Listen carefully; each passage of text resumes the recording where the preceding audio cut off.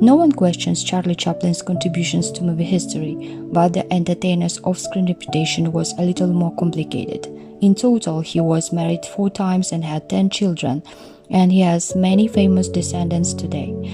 And his view of love wasn't exactly a conventional one. In a 1926 interview with Vanity Fair, Chaplin gave this description of his dream woman: "I'm not exactly in love with her, but she is entirely in love with me." His first marriage to Mildred Harris confirmed this unusual approach to love.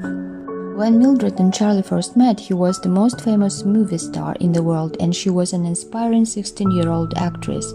Describing their marriage, Harris recalled, "It was hard to be the wife of a genius. I didn't always understand him, and yet I still admire him." Chaplin's second marriage was similar to the first. Lita Grey was 16 when she became pregnant by Chaplin. He had no choice but to marry the budding actress, and a year later, they had their second son.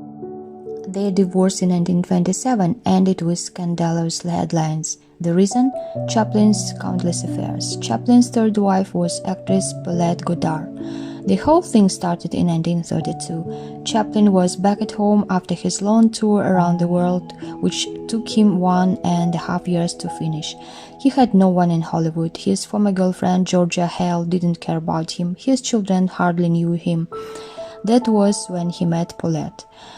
She had already been divorced and wanted to start a new life as an actress in Hollywood. The two immediately fell in love. The happiness was definitely perceptible.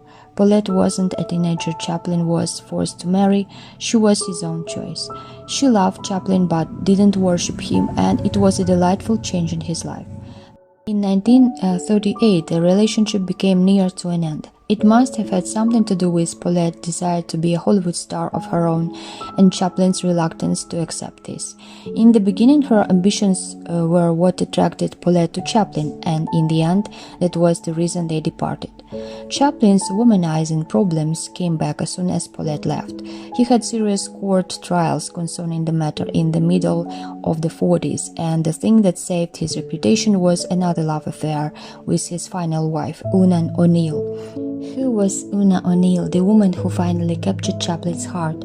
Born in Bermuda in 1925, she was a beautiful, vivacious, intelligent girl who socialized in New York with Gloria Vanderbilt, dated Catcher in the Rye author J.D. Salinger and Citizen Kane director Orson Welles, and was named Debutante of the Year. Upon reading her palm, the young Orson prognosticated her love line led elsewhere, to a much older man, and he knew the name of this man, genius filmmaker Charlie Chaplin. She met Chaplin when she was recommended for a part in one of his films. The press was excited about Chaplin's latest scandal in 1943 when he, at age 54, married Una O'Neill. His bride was just 18 at the time. Eugene O'Neill, Una's father, who was almost the same age as Chaplin, was so angry about the marriage that he disinherited his daughter.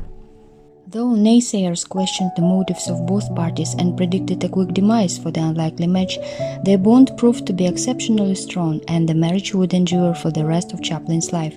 The pair remained a couple until Chaplin's death in 1977, and they had 8 children together. Summing up her experience with Chaplin after 20 years of successful marriage in 1962, the former teenage bride said, "People seem to think of Charlie as my father, but age counts for nothing in this house. To me, he seems younger every day. There certainly is no father fixation about my feelings for him. He has made me mature, and I keep him young. When you're happy, you don't go in for self-analysis. I never consciously think of Charlie's age for 364 days of the year." After her husband's death in 1977, at the age of 88, Una O'Neill Chaplin became famously reclusive. She reportedly never recovered from her grief and died from pancreatic cancer in 1991 at the age of 66. In his memoir, My Autobiography, Chaplin described meeting O'Neill as the happiest event of my life. "For the last 20 years, I have known what happiness means," Chaplin wrote. "I have the good fortune to be married to a wonderful wife. I wish I could write more about this, but it involves love, and perfect love is the most beautiful of all frustrations, because it's more than one can express."